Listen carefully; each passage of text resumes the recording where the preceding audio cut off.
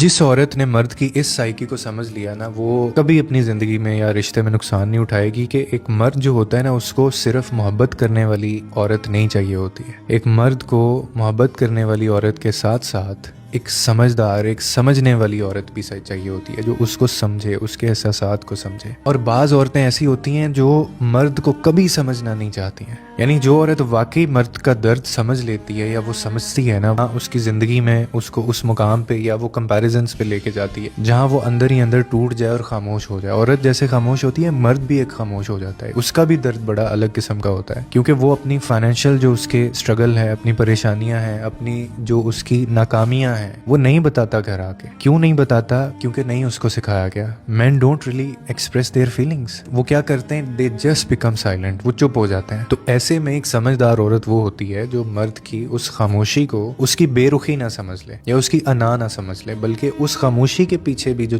उसकी थकन है या उसकी जो चुप है, वो उसको समझे। क्योंकि आपके सामने एक मजबूत नजर आने वाला जो मर्द है ना, वो अंदर से कितना कमजोर है, कितना टूटा हुआ है, यू नेवर नो।